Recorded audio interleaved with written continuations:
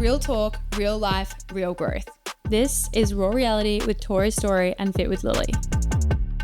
You guys, I actually can't. Let's just roll because our brains are fried. We'll be honest. Yeah. We've recorded So much. so much in the last 2.5 weeks. So much. And like batching episodes is incredible. And before it's enough that we can do it, but I don't like doing it. We've never done it because you guys love the real time. Yeah. We love the real time.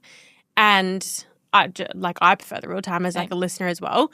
But for the purpose of me having a child and Lily going away, it was necessary, and we didn't want to like just stop and then not know when we're coming back because we love you guys and we don't want to leave you without. So we committed, and we probably committed maybe like a tad too late. Yeah, we left it to the last minute.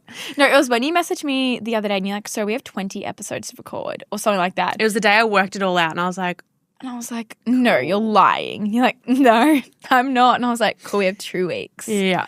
So, but we've done it. We've done it. Pretty And much. good episodes. We haven't just like pulled things together for the sake of it and like saying whatever. Like they've actually been good. And planned. We've had really good feedback on our last few, which makes me so happy. So happy. So we are coming close to a season break. Yeah. You guys know, like if you've been here since the fluoro days, we used to, I don't even know what we've done, but we had, on and off here and there. But now how we kind of run it is the whole year is one season. Yeah. And we generally do a break. Yeah. So we're only doing a 2-week break. Yeah. Because again, we don't want to leave you guys hanging. No. But also, your girls need a break. Yeah. Yep. So today, what we want to talk about is basically how to build a body you are proud of. And basically, like you're literally one decision away from that as well. So diving into a few things to do with mindset, but also want to dive into the, physical attributes into how to do so. Let's get literally straight into it. I think with this as well, it's gotten better, and there's just like so many phases of whether it was, thigh gaps, box gaps, or six packs, or being the skinniest version of you, then being the strongest version of you, like going from skinny to strong, and it always ebbs and flows. And I think if within all of this, if you can find your happiness within your body, and that's not always just an external, like this has got to come internally, is where the happiness in your body lies, and like it takes time. So long. Yeah. and as females, we're always going to change. Yeah. We don't we'll use Jackson for example. Whether he's training or not training, he looks the same. I don't understand. Like the other day in the mirror, he's just like flexing his abs, and I'm like, oh, like, we could get to the gym a little bit. But he's like, tell me someone who doesn't train and still has a six-pack like that. And I was like, honestly, you're so right. Yeah. And males are just so different.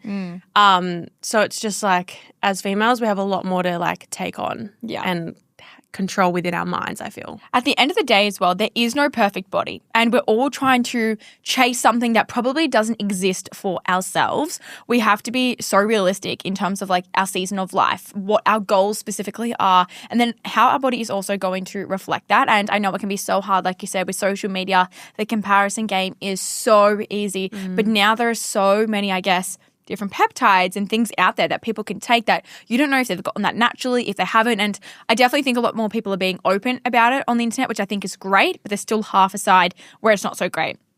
And also to touch on that, everyone's saying like skinny is trending again, and it absolutely is. But this is where it's really important that your algorithm matches where you currently are, because I don't see that on my Instagram. Like if I didn't know that it was trending again in society just through conversations and watching other TikToks, I genuinely wouldn't know, because everyone I follow is aspiring to be like empowering and strong and capable within the gym. Like no one's trying to be the smallest version of themselves. So that's where like it really comes down to who you follow on the internet. I guess our first point is like stop chasing someone else's body. And I do feel like this is a pretty big point, and I've been there. Like, I used to have Kayla Itzinas on my phone wallpaper, like vividly remember probably through like early high school days. And she was very much like, was it Kayla Itzinas? It would have been. Yeah, I'm pretty sure it was. And there was one other, I can't remember her Mine was name. Alexis Wren. Oh, Do you I remember see her? that for you. Mine was like, because Kayla was a mix of like great muscle definition, but like also really, really lean. And I always used to compare my legs because I've kind of always have had abs in the sense of like there's a picture of me at the beach at 7 and you can see a six-pack. Surprised you don't have a six-pack with the freaking bump. So that's like very naturally genetic for me when I train and eat well. But my legs are something I've always struggled with. They've always been bigger because my mum and my dad, like my genetics are just that. And I've learned to love them, but fuck, it's taken time. But it's so easy to compare yourself, or not compare yourself, but like see someone's body and go, I'm going to achieve that if I do X, Y, and Z. Even if you did the same plan as them or something completely different that got you into shape, your body will still not look like theirs. No. Mine was, if you know cheerleading and you were back in the day, you'll actually have no idea. But these girls, you used to call them cheerlebrities. Now everyone is so good at cheerleading that there's a lot of people that just aspire to be. But there was like a main cheer athletic cheaters group. Jamie Andrews, Peyton, and another girl. Are they there was all Aussies? No, Americans. Yeah. It was Peyton on what's that? Gabby Butler was. Yeah, Yeah, Gabby Butler also. No. She was on a different show, but not that one. Okay. Different Peyton probably. Yeah. Anyways, these girls, tiny. Like I can't even explain. Tops, yeah, like flyers. You could literally wrap your whole, like their men's hands were around their whole entire waist, probably touching their fingers. And so naturally, when you're cheerleading, you're in shorts or like literally you're always in crops and everyone expects you to be like tanned, skinny, abs, blonde hair. Like it is, I guess, a performance and a show. So when you're growing up, it's so hard not to compare yourself to those people. And especially when other people, like the whole world or cheerleading world, put them on a pedestal, automatically you just yourself feel like you have to be like that. And that I honestly, through year 12 was when I got really, really small and kind of started to look like that in a way. Like I lost a lot of muscle definition, but my waist was itty bitty. And it was like the Nike Pro shorts and the crops. Nike Pro shorts, low-waisted. Yep. My legs were tiny. Like I genuinely did not have any muscle definition. I have like a picture of you in my head. Yeah. Like a certain picture Yeah, in the picture there's right a now. few that I was tiny. I don't actually know what I got down to in weight. Yeah. I didn't. Did really, they weigh you at cheer? No way. No we way. did. Yeah, that's crazy. But then, tell you what's really interesting. I lost a lot of tumbling skills through that year. I really struggled to land my back tucks. And at the time, no one told me why. Right now, I can tell you exactly. I was not strong. I had no power and had no fuel behind me. Whereas now, I can literally go down the street and chuck a back tuck, easily land it on any surface because I'm so much stronger through my legs. And I just felt like I wasn't educated with that back then. Looking back, I'm like, when I lost all that weight was when my tumbling went downhill because I genuinely wasn't strong. So kind of reflect back and think like, you're trying to chase someone else's body. I was meant to be a tumbler. I was meant to be a stunt. Wait, what the fuck is it called? Oh my God. A base. A base. I was blank. And I was meant to be strong. So I'm comparing myself to these flyers who are tiny and also probably 5 years younger than me. And I'm trying to aspire to be like that when I shouldn't be. So it's like we get so caught up in other people's performance goals when it has nothing to do with ours. Yeah. And this could be like, you could be very similar to us in the sense that you're in a performance-based sport, judged off how you look. Like, yours is cheerleading is a bigger group, but pretty much everyone on the floor most of the time is going to look great. They're going to be in great shape if you're in like an elite level. And then for us, there's like 2, maybe 3 on the floor, and you are getting judged on not only how you look, but how you look as a Unison. group. So like, I remember when I first gained heaps of weight and I was like coming towards the end of when I like finished up the first time, and judges were like, my top was like tall and skinny, and because I'd gained so much weight, I looked like shorter and more like stubby. So that for a women's pair they didn't like the match of us. Which is crazy because surely you're stronger. Well, yeah, I was. And like you look back and I'm like, I didn't do it in a healthy way because I got sick, but I had to gain that weight to grow with her to then do the skills we competed. But it could have done in a better way, but there was not much control over that. Or you either kind of have that performance-based sport, judged off how you look, or it comes from social media. I feel like they're or like peer pressured from like friends, family, whatever it may be. So I think it's hard to like remove yourself from that, and it comes with age and all the things, but you need to try your best to remove yourself from that and find the healthiest version of you. And that'll look different in every single season with your like nutrition, your training. But once you find it, I feel like you can sustain it for a lot longer, even if it does change with your training styles, if that makes sense. Editing, angles, and lighting. Guys, lighting is crazy how different you can look. And I know this specifically with a gym, and like because I send check-in photos to my coach like every week and through prep, it's like multiple times per week. I know exactly like the difference lighting and where I look the best. And there was a story that I posted yesterday, and I looked way better in that lighting than I did in the posing room because I tried in the posing room first, hated it. I was like, I look so bad. Went to that, loved it, right? Goes to show the difference in lighting. And also, people aren't posting their worst angles. I think now through socials, it is so much better. A lot of people are trying to be transparent, but it tends to not be the people you look up to in a way of like you want their body. They're not posting bad angles of themselves. Or there's a few people I post where they're like, oh my gosh, really bloated today, and they post their stomach. And I'm like, where, right? Sometimes they're trying to do the right thing, but because they're already naturally so fit and small, you're like, that's not really helping you right now. It's not really helping me either.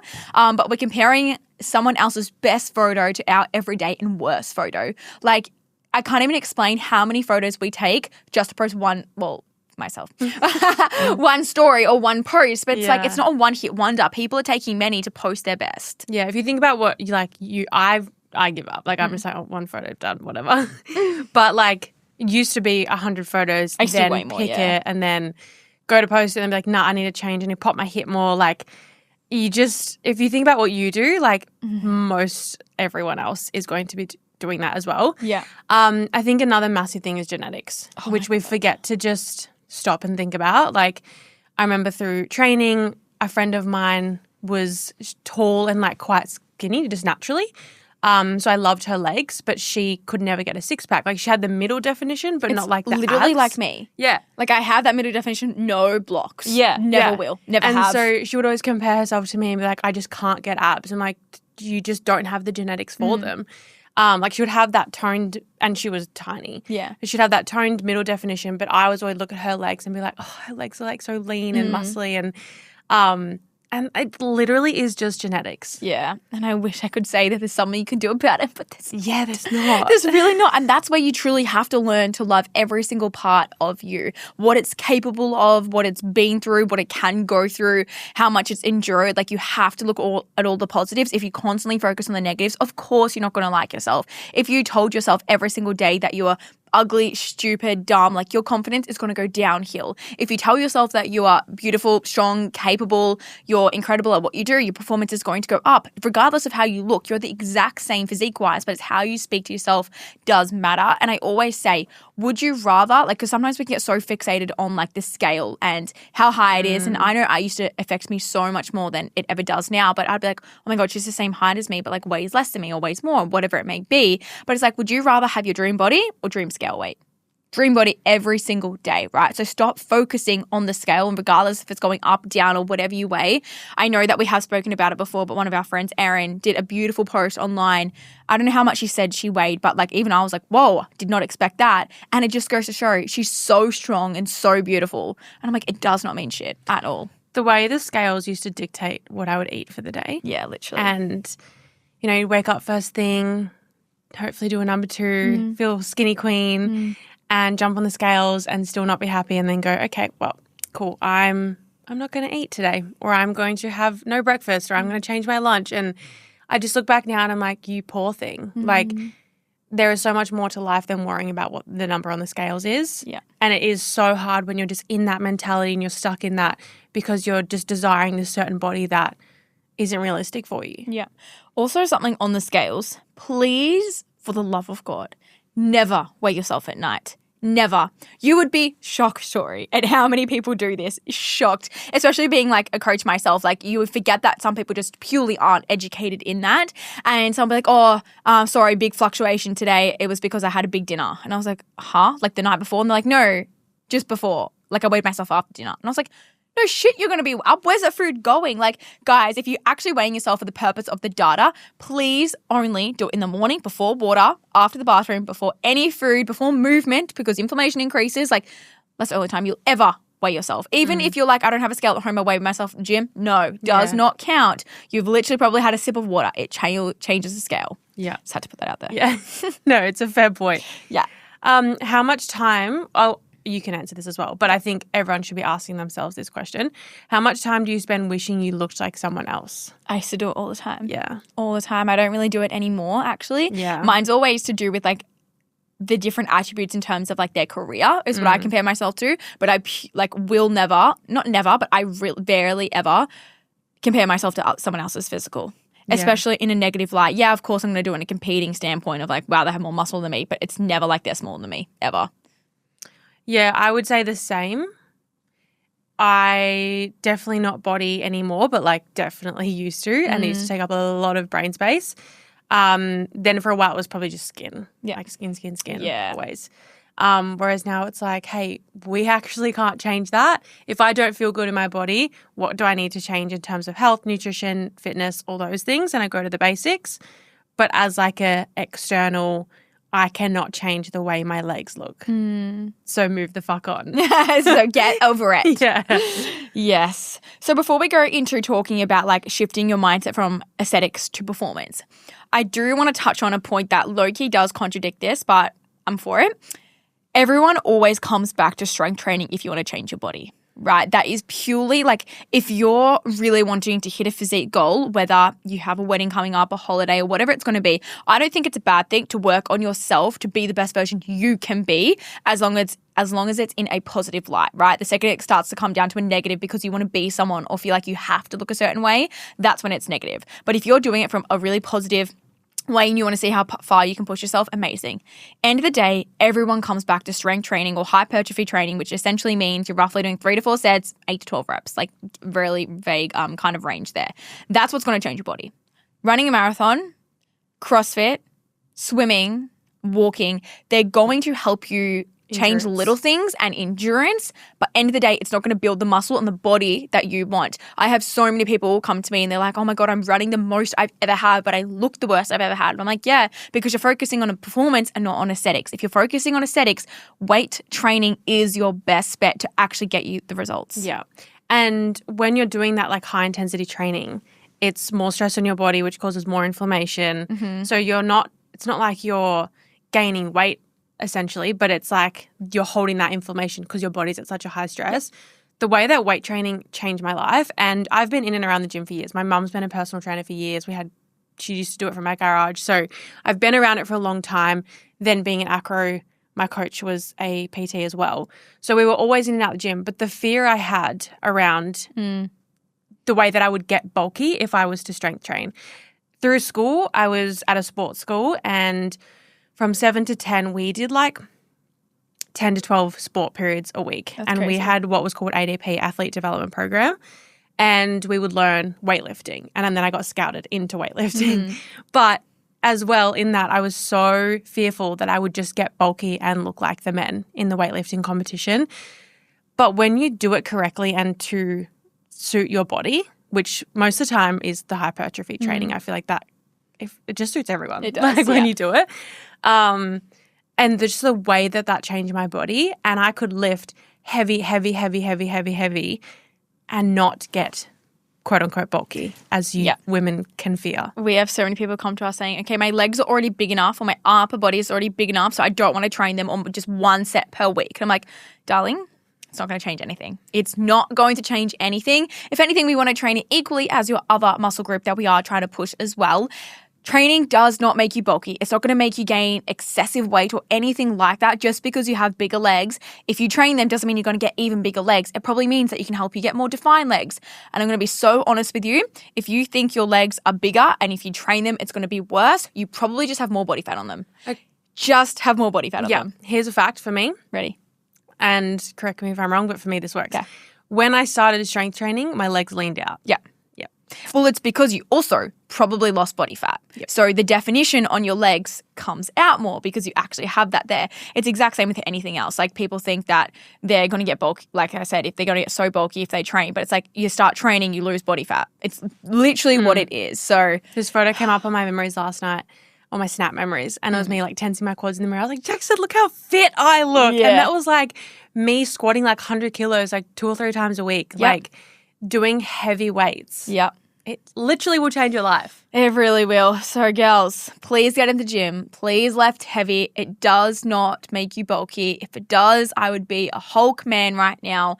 I'm still tiny and have been training for years on end and I train hard. So actually, I got my bloods. This is kind of a side note, but I got my bloods back the other day. Yeah. My testosterone is really low. So it takes me double the amount to grow muscle. And I'm like, well, that sucks. Yep. So That makes sense. Yeah, I can take like, you can literally get it from Flannery's or something to help it. But I'm like, oh, why can't my iron be low? Not my testosterone. That's so annoying. Yeah. Oh, Well, my especially as a natural testosterone is athlete. usually really high, so I'll give you some. Yeah, I would love some, please. Anyways. Okay. Next point is shifting from aesthetics to performance. Yeah. And I feel as though when we do this, we learn to enjoy our training so much more because you're not in the gym doing every single set, staring at yourself, going crunches, going, yep, here come my abs. How like, many six-pack. times did you? So I used to do an ab routine every single day. Yep. And after every single time I did it, I would check my abs in the mirror. Yep. Nothing changed. Before and after the gym. I thought something changed. Anytime I was in the mirror, I'd check my abs. Oh my God, every time. Yeah, now, just quick flex. Yeah. Oh my God, every single time. And now I never do that. I tell you Never. what, the more I trained abs, the less I had them. The less I trained abs, the more I had them. Because you work your abs in every single movement. Every single movement. If you engage them correctly. Yeah. If you've got a weak lower back, then we need to address the core. Yeah. But you're going to be engaging them. And you know what? I've always known this. But what made me realize this a little bit extra was when I got pregnant. Okay. And I tried to do a chin up when I was like early days, the 1 out of 3 times I went to the gym. And the way you engage your abs on a chin up is Crazy. insane. And you don't because you're not focusing on that. You're pulling, you're thinking of your scaps and pulling down and chin over the butt, all the things. You're not naturally just thinking about it. You just engage them. Yeah. And so when I felt pregnant, I went to the gym and did a chin up. I was like, oh my God, the way you engage your abs and just everything. And it becomes more evident when you've got a belly. But I think a lot of people forget that and think they need to thrash their abs after every single session in the gym. If you're engaging them correctly, you do not need to train your abs every single day. No. If you have a weak core and you actually struggle to engage it, doing weighted core exercises is your best bet. Not your little ab crunches. They're not doing anything. The more basic but deep core. Yeah. So a engagement. leg raise, a dead bug, things like that. Not just a half a sit up. Yeah. That really doesn't do anything. No. If you want a really good one, I like weighted planks, hanging knee tucks, and cable kneeling crunches. They're my 3 favorite. Cable kneeling crunches. Yeah, same. A lot of people do them wrong, but they're my yes, favorite. Yes, they do. Yeah. Yeah. So I think it's really just diverting your focus to how do I feel? Because right now in my off season, if I focus on how I looked every single day, I'd probably be miserable because I'm seeing the scale go up. I'm seeing more body fat come on. I'm seeing less definition come through. So I'm like, great. Of course I don't look as good in quote, I guess through society standards. But I feel amazing. I'm focusing so much on, am I getting a PB? Can I lift the same weight that I lifted last week when I felt really good?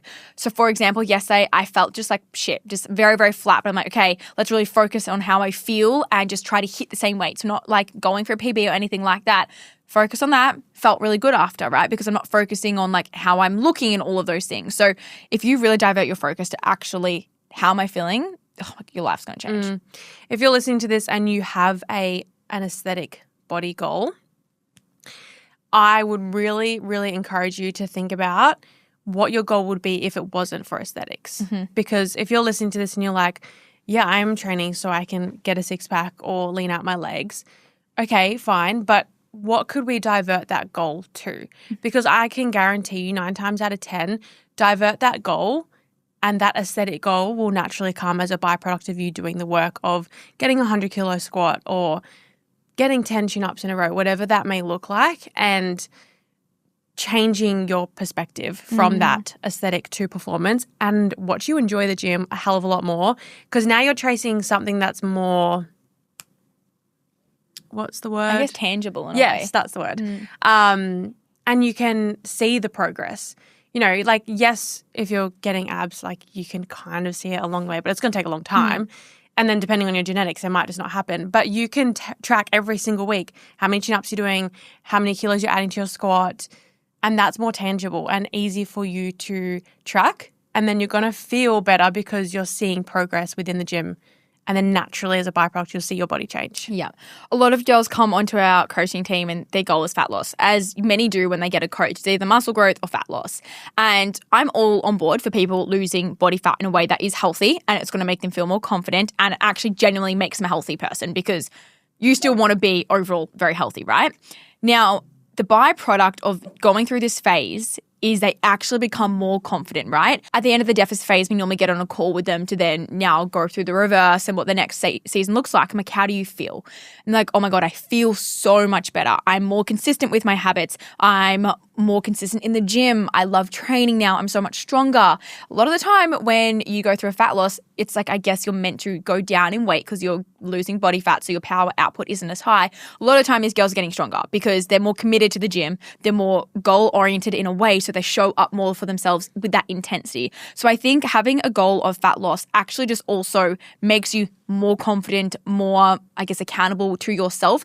And that's what carries you through, not the goal of fat loss. It's actually just building those habits over time. And at the end of it, yes, you probably achieved your goal physically, but you achieved your goal mentally more than anything. And that's going to last into the future. And because if you're then like going and signing up with the goal of fat loss and tracking your weight and all the things, and I know it can look different for everyone, but if you're also gaining muscle, which weighs more than fat, you might see the scale go up over time. But over the period, if you're doing check-in photos or whatever, you will see your body change drastically, even though you might not be seeing the scale drop. And that's when I think a lot of us realize that a scale number or a scale goal weight isn't realistic, because if you're then dropping body fat but gaining muscle, the scale probably could go up, stay the same, maybe drop a little bit. But I think that's when it's like you realize, oh, like, okay, the goal weight I used to have is so ridiculous. Like I would be so malnourished, brain function would be at 0. Yeah. Whereas now I'm like, I don't care what the scale says, as long as I feel good within myself. That's literally all that matters. Yeah. Bam. Nutrition. Yeah. I just want to touch on this because this is the key to your dream body, right? And also just how you feel in general. You can't out-train a bad diet, but you can, I guess, out-eat not training. You know what I mean? So let's say, for example, you right now, not training at all, but you're eating fairly well. Fairly. Yeah. But in comparison to, I guess, let's say an average person in the world, very well during pregnancy, right? Just putting like a very broad, I guess, assumption here. Yeah. Because you still look amazing, right? And you still haven't piled on all this weight. And I know that sometimes in pregnancy, obviously, that is absolutely going to happen. There's so many external factors.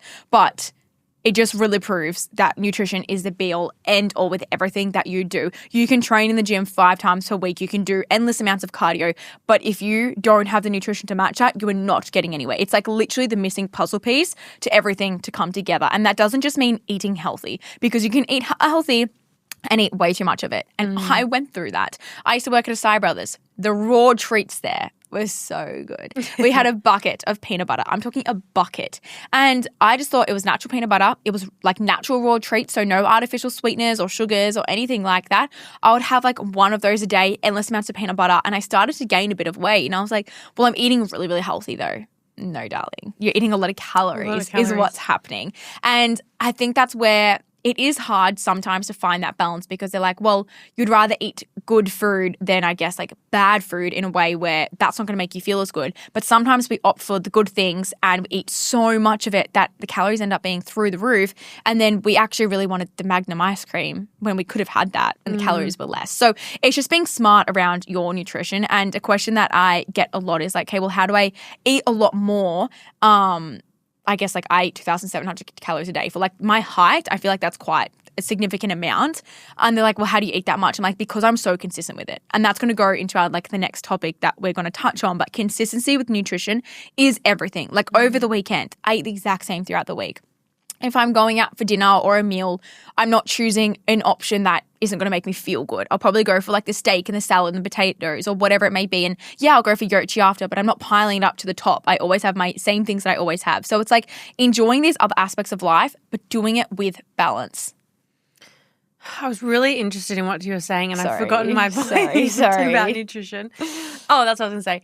Postpartum for me, yes, I'm so excited to get back into the gym, Pilates, all the things. But I know my first point of call is going to be getting back on my nutrition. Yeah. Because hopefully I can enjoy food again, because at the moment, oh my God, everything tastes like absolute crap. But you're just trying to get anything down at this point. But I know for me, the second he's out, and hopefully I'm feeling amazing, is getting back on my nutrition, being able to eat red meat again, because I haven't for months. And just being able, I don't know the last time I had a vegetable. And I'm not eating like, okay, I tell you what, the 2-minute noodles is up there, but it's just that plain carb hit that like it's literally all I can get down sometimes. But I'm really trying to make sure in the morning I'm getting my avocado, my egg, you know, all the healthy fats and some protein in there as well, and like whether it's protein oats or whatever, because I'm still very mindful that I'm trying to eat well. But I know postpartum, once I'm hopefully back to somewhat myself, that my first thing that I'll be doing is focusing on nutrition. I'm like, I want to do my juicing again. Like I want to just get back into that feeling good. And I said this on my vlog recently. It's really funny when you're pregnant because for someone who's struggled with stomach issues for a long time and IBS, like you don't get any of that. Well, I haven't anyway. Like you don't get bloated, obviously, because you're just big Always and pregnant. But I haven't had like ate something funny. Oh, my tummy hurts. Like not once. Wow. Like if I've eaten something funny and my body doesn't agree, it comes straight back up. That's what's happened. It's like I don't have room down here to feel uncomfortable. Yeah, it's coming up.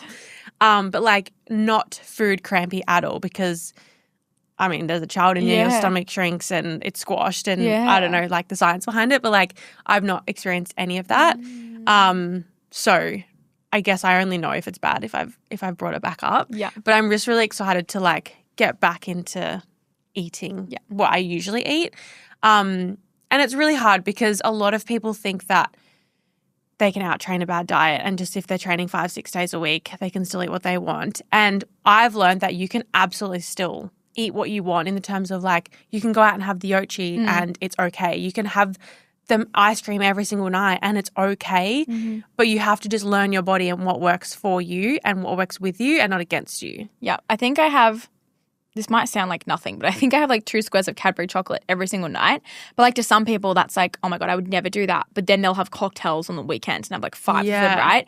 Whereas I'm not doing that and it's spread throughout the week. But I do have a hard truth that I kind of want to say to everyone is I think the word balance gets thrown around a bit too freely in today's society. And I think that people lean into balance too much. And they're like, okay, well, I need to have balance. I need to have moderation. I don't want to be restrictive. But sometimes it does take sacrifice. It truly does. Like, I wish I could eat whatever I want and maintain the body that I have or maintain goals that I want as well. But at the end of the day, it's not the truth. Like all of these people that you aspire to be, and there's so many people who I look up to in the bodybuilding world and even just in general who are really on top of their health. Yes, they can have the yochi. Yes, they can have a few cocktails at dinner. Like I had 2 glasses of wine the other night and went out for yochi and then I had grilled.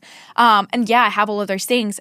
But I'm so smart around that and I'm not going above and beyond. Like I said, okay, if I'm full, I didn't eat like I guess like the rest of my steak because it was like literally as big as my face. Just because it's there, I'm not eating it all. I gave half of it to Kate because I was full and I knew I was going out for yochi after, where some people use that as an excuse where it's like, well, this is my only night. I'm celebrating a friend's birthday. I'm just going to eat whatever I want. You're going to feel like shit after. And then it goes into the next day and it's like, okay, well, I overate yesterday, so I'm going to restrict today because I'm going out again tonight. Like you just have to sometimes sacrifice some things to be able to maintain where you're currently at. That was me, and Taylor always pulls me up on this. I'm much better now. The way that I was brought up was very much like like if we went out for dinner, we didn't have a lot of money. So it was like if you were going out for dinner, you needed to finish your plate because we've paid for it and it's expensive. And so now I hate when there's like I want to eat all the leftovers because I'm like, well, we've all paid for this. And so that was one thing. And that's the thing that Taylor used to like pull me up on. She's like, hey, you're okay. You're not going to die without eating all that food or not be able to have lunch out tomorrow if that's what you want. You're okay. And so she used to remind me of that a lot. But then also I would be in that same place of like, well, this is the one time I'm going to eat out all week, so I'm going to absolutely stuff my face, go home feeling absolutely shit, eat some chocolate because it's the night I'm allowing myself to, and probably make myself feel so sick, whereas I could just eat halfway through if I'm full, have a couple bits of chocolate, and then, hey, I could probably do it again on Wednesday if I wanted to. Exactly. And that's the biggest thing I've learned because I fucking love me some chocolate. Yeah. Every single night I love a handful of Maltesers. Yeah. Perfect, fine, absolutely can be done. Yeah.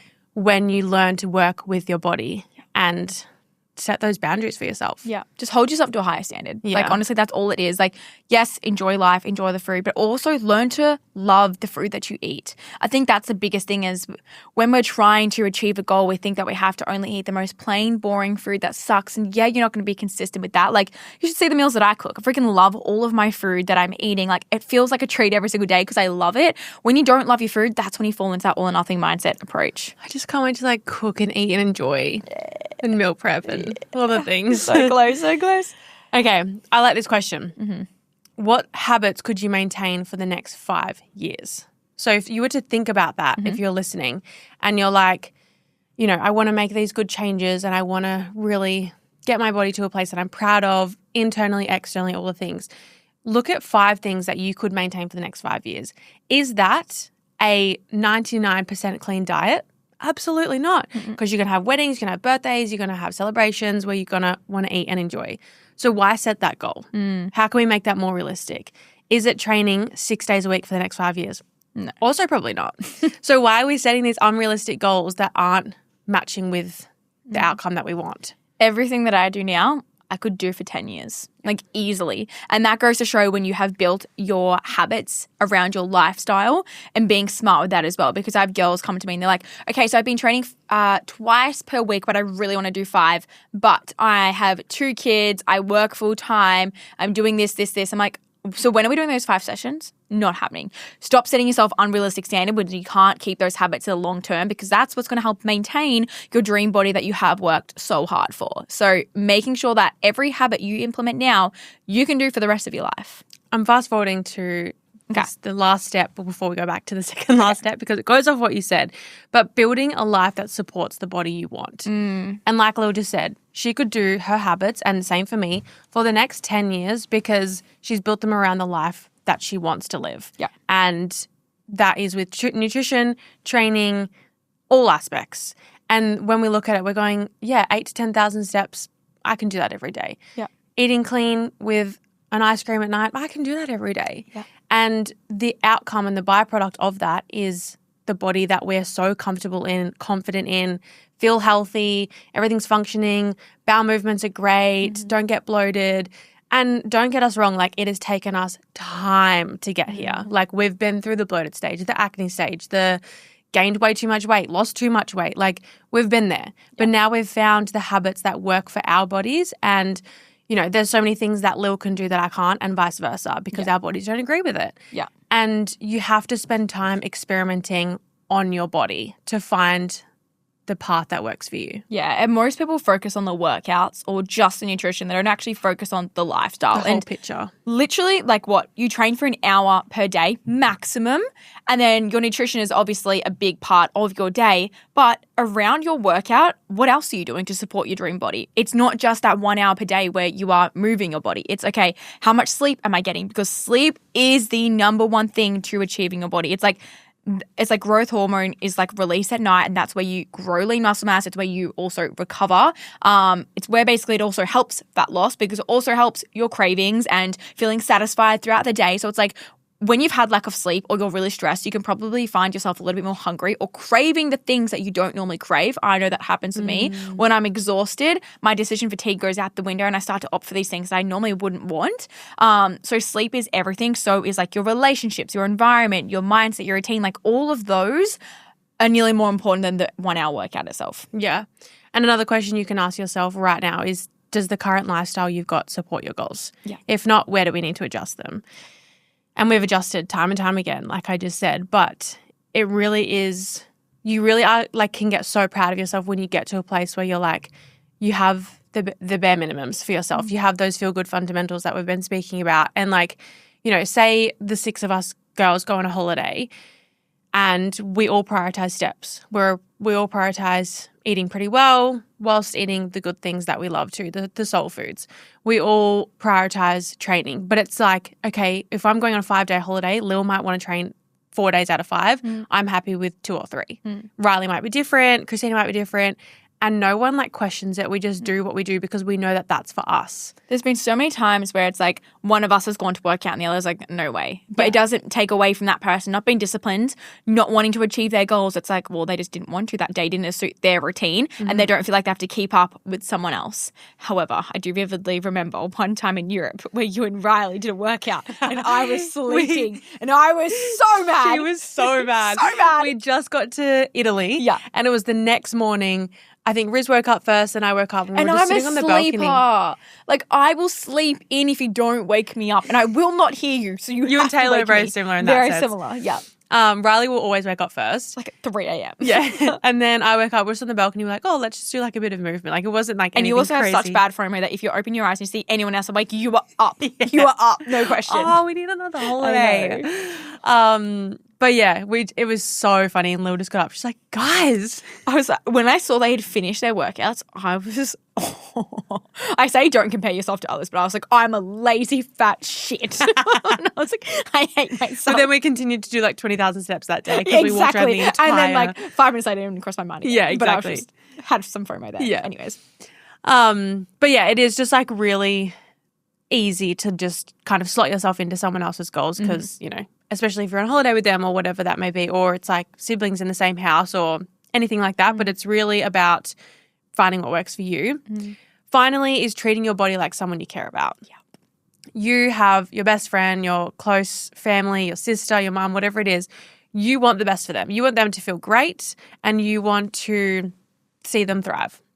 So treat yourself the exact same. And I know we can have all these goals and, you know, set unrealistic goals for ourselves. But again, it's coming back to what works for your body and being able to say and do what you would do to your best friend. Because, you know, you're never going to, I mean, we're honest with each other. It's like, okay, your hair looks shit today. I'm going to tell you. But it's like, I'm always wanting you to feel your best. And sometimes you can not do that for yourself. Yeah. I feel like this is where coaching has come in a really positive way for me because I will tell all of my girls to do things and I'm like, I've got to take that on board and too. You'll even say that sometimes where you're like, I need to take my own advice. Yeah, literally. Like, I need to pull myself back sometimes in. I'm like, don't do what I say what I do. Yeah. No. Don't do what I do what I say. You guys get what we're saying. Anyways, but then I pull myself up on it and I'm Yeah. like, wow, I just gave the best advice to that person. Why the fuck did I not take it on myself? Yeah. And it's so common and so easy to do that because we are our harshest critics. And the things that I would say to Tori, I'd be like, don't even worry about working out right now. Like focus on growing a healthy, happy baby. Like really just embrace the season of your life. Whereas there's probably been times you're like, wow, I just don't feel good. I really want to train. Like I feel like shit. I wish I could train. Like maybe I'm being lazy or whatever it's going to be. But you wouldn't speak like that to me. So it's like you've really just got to take on your own advice. That's not only for the gym. Like that's literally in everyday setting. Or if it's like you've had a rough day and you're like, I can't be fucked in the gym. I'm like, hey, you're going to feel better if you go to the gym. Yeah. And it's rather than like, you know, the soft truth. It's like, hey, Lil, get your ass up and go to the gym because you're going to feel better for it. And 9 times out of 10, you will. So it's like, you know, try and read yourself as if you would speak the way you speak to your best friend. Almost like come out of your body into your best friend's shoes. And if they overate one night at dinner, maybe they had an extra bit of yochi that they didn't have planned or whatever it may be, would you tell them, don't worry about any breakfast tomorrow? I can see that extra flab on your belly. Skip breakfast. Yeah. Only have a little bit of a lunch and then have your normal dinner. You would never say that to your best friend. You would say, don't even worry about it. Enjoy your breakfast the next day. Get back into routine. Take on your own advice. Like literally treat your body like someone you care about. Because you would not starve someone you love. Wow. That was deep. Thanks. But I guess like the key message with all of this is a body you're proud of starts with a body that you respect. If you don't respect your own body, it's going to be really, really hard to go internal and really appreciate all the amazing things your body does for you. And if you just zoom out and just think about how lucky you are to be here, how lucky you are to have the life that you have, all of these things won't feel as intense. All of these like goals and body image goals and aesthetics that you're chasing just won't feel as deep because they're not in the scheme of things. If you're happy, you have a roof over your head, like zoom out a little if you get really, really stuck in it. And, you know, these are for like this message obviously is for those who are, you know, going through it and just trying to find themselves. But we also respect and understand that there are so many out there with things like eating disorders and things like that. And I can only just send you love. And, you know, we've had so many community members come up and speak to us about it, and we only ever want to support you. So take like all of this on with how you can cope and the season that you're in. At the end of the day, we just want to see all of you thrive. Literally. And we speak of, you know, education and experience, and, you know, Lil's coached hundreds of women now to build the body that they're proud of. And we've been through it ourselves, whether that's like individually or, you know, friends, family, we've all gone through it in some way, shape or form. Yeah. And at the end of the day, you want to respect your own body and just feel good. Exactly. And I think just at the very start of the episode where I said like you're one decision away from a different body, it's just one decision every single day, right? It's one decision is like, okay, am I going to go train or am I not going to go train? One decision in terms of like, what meal am I going to cook today that's going to make me feel really good and give me energy? Okay, my decision today is not doom scrolling at night and getting an extra hour of sleep. Those small micro decisions is what consistency is going to build over time to make you feel your best. Because like I said, this whole entire episode, how you look is just a byproduct of how you feel. If you feel incredible, that is literally all that matters. And kind of flash back to when I said when I was in year 12, I felt like shit. I couldn't perform. I couldn't do anything. Yeah, had a box gap. I was the smallest version I ever have been of myself. And I don't remember if I was happy or not, like in that season of my life. But all I know is I did not have the fuel behind me and I did not feel good. And whereas now I feel on top of the world. So fuel your body so that it can perform in everyday life. Yeah. And the final message I'm leaving you with is the body you're proud of isn't built in 12 weeks. It's built every day through the promises you keep to yourself. Do you see? Also, I put a story up on my coaching account I think it was Saturday. And I said a lot of people overestimate what they can do in 2 weeks and underestimate what they can do in 6 months. Everyone will come to us and be like, oh, like I've been on plan for 2 weeks. Why can't I see any changes? I'm like, because it's been 2 weeks. And like, yeah, it sucks. Like you feel like 2 weeks is so long. You're like, oh my God, I feel like I've been so on top of everything. But that's where consistency and your habits play a big role. 6 months goes by, holy shit, you can be a whole new person. So stop overestimating what you do in 2 weeks and start just do 6 months. Just put in the work, be consistent, and work both internally and externally. Exactly. With your mindset and body. If you feel like this episode would be really good for you, even like your younger sister, a cousin, a family friend who, you know, might be struggling with a little bit of body image or body confidence, send it to them and hopefully they can take something from this that is of value. Yeah. We love you guys. So much. Big hearts. Big hearts. We have a couple episodes left before we just step back for like just a little quick 2 weeks. But then we come back with a vengeance. Yeah. And we go ham. And Tori will be a mother. Oh my God, that's a mother. I mean, I could like you're going to have a little kid that's like, Mom. No, you're not just going to have Lily going, Tori. You're going to have both of us. My second child. Oh, I cannot. But thank you guys so much for listening. We love you so much. We appreciate your support always. And we'll be back in your ears next week. Bye.